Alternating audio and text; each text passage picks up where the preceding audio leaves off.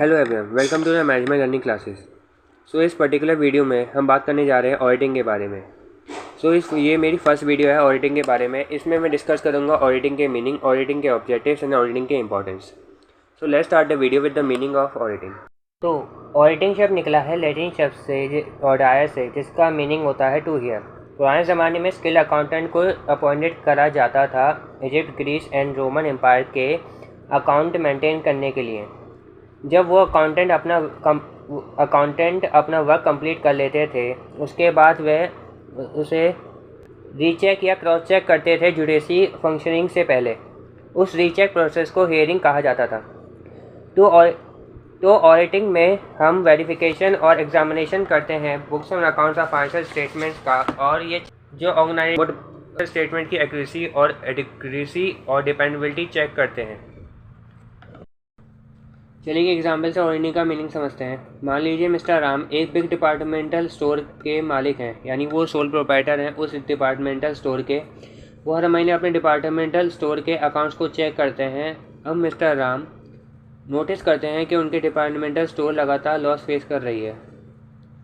अब वो समझते हैं मेरी डिपार्टमेंटल स्टोर में बहुत सारे कस्टमर आते हैं, बहुत सारी सेल होती है और वो बहुत अच्छी लोकेलिटी में सेटल्ड है, और जहाँ उनका डिपार्टमेंटल स्टोर सेटल्ड है वहाँ वो बहुत पॉपुलर है। तो उनका डिपार्टमेंटल स्टोर क्यों इतने लॉस फेसेस कर रहा है? उनके डिपार्टमेंटल स्टोर में बहुत सारे एम्प्लॉयज़ अपॉइंट है। उनमें से एक इनका एम्प्लॉय ऐसा है जो उनका मैनेजर है, वो सारे उनके और डिपार्टमेंटल स्टोर के सारे काम संभालता है। वो बहुत सारे काम करता है, जैसे गुड्स परचेज़ करना, गुड्स को स्टोर करना, गुड्स की सेल करना, गुड्स की बिलिंग करना और गुड्स के सेल या परचेज़ के अकाउंट्स मेंटेन करना। तो किसी भी ऑर्गेनाइजेशन में या किसी भी डिपार्टमेंटल स्टोर में अगर एक ही पर्सन के या एक ही एम्प्लॉय के हाथ में इतने सारे राइट्स या ड्यूटीज़ होंगी, तो ये एक ऑर्गेनाइजेशन के लिए बहुत खतरे की बात है। एक ऑर्गेनाइजेशन में हमेशा कार्य डिस्ट्रीब्यूट होना चाहिए, इस तरह से अपने अकाउंट्स को मैनिपुलेट करके अपना फ़ायदा उठा सकता है। जैसे कि वो अपने इनवॉइस और परचेज़ को ज़्यादा दिखा सकता है, सेल को कम दिखा सकता है, या कस्टमर से लिए गए गुड्स सेलिंग के पैसे को अकाउंट्स में शो ही ना करे, अपनी जेब में रख ले। तो ये इस तरह के छोटी मोटी चोरियाँ ऑर्गेनाइजेशन के लिए बहुत बड़ा लॉस बन जाती हैं। खैर, मिस्टर राम एक पर्सन से एडवाइस लेते हैं। सपोज उसका नाम लेते हैं मिस्टर राहुल। मिस्टर राहुल को अपनी सारी सिचुएशन बताते हैं कि इस तरह मेरा डिपार्टमेंटल स्टोर लॉस फेस कर रहा है, अब मैं क्या करूं।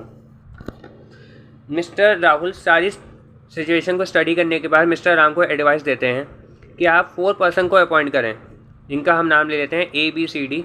मिस्टर ए जो परचेज इनवॉइसेस का काम करेंगे, मतलब जो परचेज खरीदेंगे, परचेज ऑफ गुड्स को खरीदेंगे और उसकी इनवॉइसिंग करेंगे। मिस्टर बी गुड्स को स्टोर करेंगे और गुड्स की स्टोरिंग के रिकॉर्ड्स बनाएंगे। मिस्टर सी सेल करेंगे, कस्टमर को गुड्स को सेल करवाएंगे। और मिस्टर डी बिलिंग का काम करेंगे। वो बिलिंग जितनी भी सेल करी है गुड्स एंड सर्विसेज की, उसका बिलिंग बनाएंगे।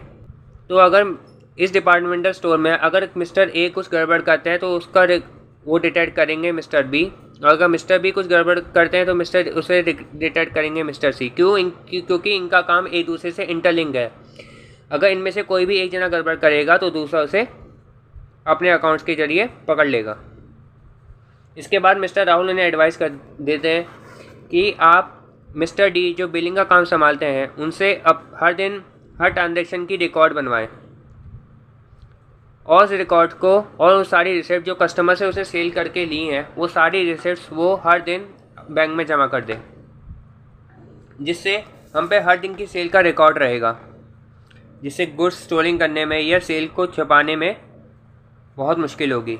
क्योंकि कैश पेमेंट को डिटेक्ट करना या कैश पेमेंट या कैश रिसिप्ट को डिटेक्ट करना मुश्किल होता है, मगर चेक पेमेंट या चेक रिसिप्ट को डिटेक्ट करना आसान रहता है। क्योंकि इसके पास हमारे पास बैंक के पास भी रिकॉर्ड होता है और हमें बैंक के द्वारा एक स्लिप प्रोवाइड करवाई जाती है इसके डिपॉजिट की।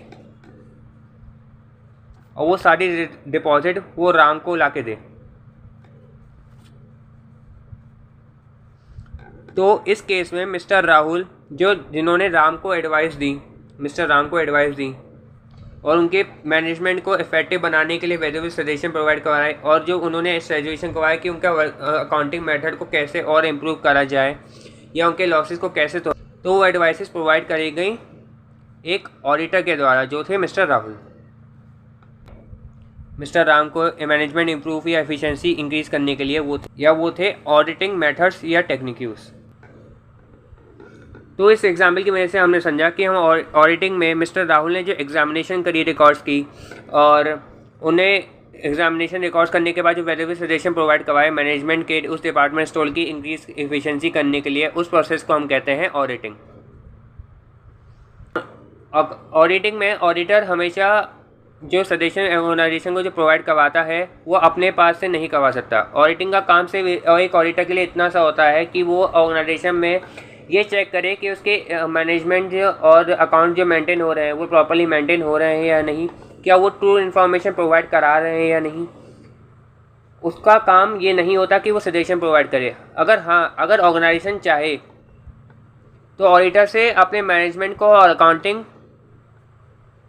मैटर्स को इम्प्रूव या टेक्निक्स को इम्प्रूव करने के लिए सजेशन ले सकती है। ऑडिटर सिर्फ अपने वैल्यूएबल सजेशन तभी प्रोवाइड करवाता है एक ऑर्गेनाइजेशन को जब ऑर्गेनाइजेशन उससे सामने से रिक्वेस्ट करती है। डेफिनेशन, ऑथर डेफिनेशन में हम बात करेंगे, auditing is an examination of accounting records undertaken with the view of establishment whether they are correctly and completely reflect the transaction which they are proper related. ये दी थी Lawrence डिस्की ने। Lawrence डिस्की इसमें कहते हैं ऑडिट एक एग्जामिनेशन है accounting records की जो अंडरटेकन एक साथ इस्टेब्लिश के एक व्यू के साथ इस्टेब्लिश होती है कि अकाउंटिंग रिकॉर्ड्स जो ट्रांजैक्शन से रिलेटेड हैं क्या वो कंप्लीट और करेक्ट इन्फॉर्मेशन प्रोवाइड कर रहे हैं या ट्रांजैक्शन की या नहीं। इसके बाद हम बात करेंगे ऑब्जेक्टिव्स ऑफ ऑडिटिंग के बारे में। ऑब्जेक्टिव्स ऑफ ऑडिटिंग को दो तरह से क्लासिफाइड करा गया है, मेन ऑब्जेक्टिव्स और सब्सिडियरी ऑब्जेक्टिव्स। तो पहले हम बात करेंगे मेन ऑब्जेक्टिव्स के बारे में। मेन ऑब्जेक्टिव्स और ऑडिटिंग का होता है कि हम प्रॉफिट लॉस अकाउंट और फाइनेंशियल स्टेटमेंट्स जो ऑर्गेनाइजेशन के द्वारा हमें प्रोवाइड कराई गई हैं उसके हम रिलेबिलिटी को चेक करें। और बेसिकली ऑडिटर फाइनेंशियल स्टेटमेंट और प्रॉफिट लॉस अकाउंट और पोजीशन को चेक करने के बाद एक रिपोर्ट बनाता है जो वो उस पर्सन को सबमिट करता है जिसने उसे अपॉइंट करा है, और उसे बताता है कि क्या वो जो प्रॉफिट लॉस अकाउंट और फाइनेंशियल स्टेटमेंट और जो बुक्स एंड अकाउंट जो ऑर्गेनाइजेशन के द्वारा प्रोवाइड करी गई हैं क्या उसे ट्रू फेयर व्यू प्रोवाइड कर रही हैं या नहीं। अगर ऑडिटर किसी ऑर्गेनाइजेशन की बात से सेटिस्फाई नहीं होता है या डिससेटिस्फैक्शन होती है उसे, तो वो उस डिससेटिस्फैक्शन का रीज़न अपनी फाइनल रिपोर्ट में देता है। इसके बाद हम बात करेंगे सब्सिडियरी ऑब्जेक्टिव्स के बारे में। बेसिकली सब्सिडियरी ऑब्जेक्टिव्स का मेन पर्पस यही होता है कि वो प्राइमरी ऑब्जेक्टिव्स के फुलफिलमेंट में हेल्प करें। तो पहला हम सब्सिडियरी ऑब्जेक्टिव्स के बारे में बात करेंगे, detection and prevention of the fraud. ये सबसे पहला ऑडिटिंग का सब्सिडियरी ऑब्जेक्टिव्स होता है कि वो फ्रॉड को डिटेक्ट करे और उससे ऑर्गेनाइजेशन को प्रिवेंशन प्रोवाइड करवाए। फ्रॉड बेसिकली वो काम होता है जिससे हम अकाउंट को मैनिपुलेट करके अपनी इंटेंशन को पूरा करते हैं। सो फ्रॉड्स में भी इन्वॉल्व 1. मैनिपुलेशन, फॉल्सिलेशन और अल्टरनेशन ऑफ रिकॉर्ड्स और डॉक्यूमेंट्स। मैनिपुलेट करना अकाउंट्स को, फॉल्सिलेशन रॉन्ग इन्फॉर्मेशन प्रोवाइड करवाना अकाउंट्स में, और अल्टरनेशन ऑफ रिकॉर्ड्स का मीनिंग होता है कि पहले जो अकाउंट्स में जो इन्फॉर्मेशन प्रोवाइड कराई गई है उसे अल्टर करना, उसे चेंज कर देना अपने प्रॉफिट के लिए या डॉक्यूमेंट्स में। Miss application of assets, misuse करना एसेट को अपने पर्सनल पर्पस के लिए। Misuse of the company furniture, company के फर्नीचर को मिसयूज़ करना। Recording of the transaction without substance, record करना ट्रांजेक्शन को without providing the proper information. तो इसके बाद हम बात करते हैं हम सेकंड सब्सिडियरी ऑब्जेक्टिव्स के बारे में, जो है detection and prevention of errors. ये सब्सिडियरी ऑब्जेक्टिव्स एक और इम्पॉर्टेंट रोल प्ले करता है प्राइमरी ऑब्जेक्टिव्स के फुलफिलमेंट में, तो इस ऑब्जेक्टिव्स में ऑडिटर इंश्योर करता है कि कंपनी या फाइनेंशियल स्टेटमेंट में मिसस्टेटमेंट या एरर ना हो। अगर कोई मिसस्टेटमेंट या एरर हो तो ऑडिटर उस मिसस्टेटमेंट या एरर को डिटेक्ट करेगा और प्रिवेंशन प्रोवाइड कराएगा ऑर्गेनाइजेशन को। वो ये कैसे करेगा? बेसिकली ऑडिटर करेगा ये थ्रू चेकिंग से और वाउचरिंग से, और वो बुक्स और accounts, ledger accounts, voucher and other related information को डीपली चेक करेगा to detect the errors. Basically error का मतलब होता है ऐसी मिस्टेक जो कंपनी एम्प्लॉयज़ की इनोसेंस और केयरलेस बिहेवियर की वजह से और या लैक ऑफ अकाउंट्स प्रिंसिपल की नॉलेज की वजह से होती हैं। फॉर एग्ज़ाम्पल किसी कंपनी के अकाउंटेंट ने ऑफिस बिल्डिंग कंस्ट्रक्शन में लगी लेबर के वेजेस को एम्प्लॉय सैलरी अकाउंट में डाल दिया हो तो उसे हम एरर कहेंगे। इस टाइप के एरर को हम एरर ऑफ प्रिंसिपल के नाम से जानते हैं। मैं अपनी नेक्स्ट वीडियो में आपको टाइप्स ऑफ एरर और फ्रॉड के बारे में बताऊंगा कि एरर्स एंड फ्रॉड कितने टाइप्स के होते हैं।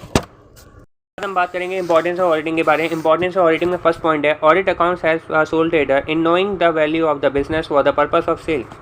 ऑडिट अकाउंट्स हेल्प करते हैं एक सोल ट्रेडर की ऑर्गेनाइजेशन वैल्यू जानने में, और इस नॉलेज को प्रोवाइड वो सोल ट्रेडर को इसलिए करवाते हैं क्योंकि वो सोल ट्रेडर अगर उस बिजनेस ऑर्गेनाइजेशन को बेचना चाहता है तो उसके पास उसकी ऑर्गेनाइजेशन की वैल्यू को पता रहे। Second point, distribute over the correctness of the profit can be avoided. Audit accounts help करते हैं एक ऑर्गेनाइजेशन को एक्चुअल प्रॉफिट से ज़्यादा डिस्ट्रीब्यूट करने में।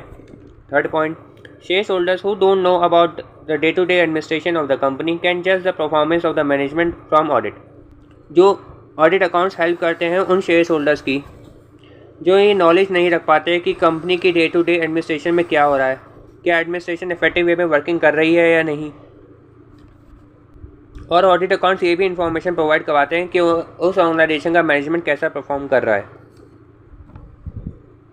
Fourth point, help the management in detecting and preventing from errors and frauds. Account help करते हैं मैनेजमेंट और ऑर्गेनाइजेशन को एरर्स और फ्रॉड्स को डिटेक्ट करने में और उनसे बचने में। Last point, management get advices on the financial affairs from the auditors. अगर मैनेजमेंट को किसी फाइनेंशियल मैटर्स में प्रॉब्लम हो रही है तो वो ऑडिटर से एडवाइस भी ले सकते हैं जिससे वो ऑर्गेनाइजेशन में अपनी मैनेजमेंट को सुधार सकें। सो आई होप आपको ये वीडियो अच्छी लगी होगी। अगर आपको ये वीडियो अच्छी लगी तो इस चैनल को सब्सक्राइब करें, शेयर करें और इस वीडियो को लाइक करें। मैं आपको मिलूँगा एक नेक्स्ट वीडियो में। Thank you.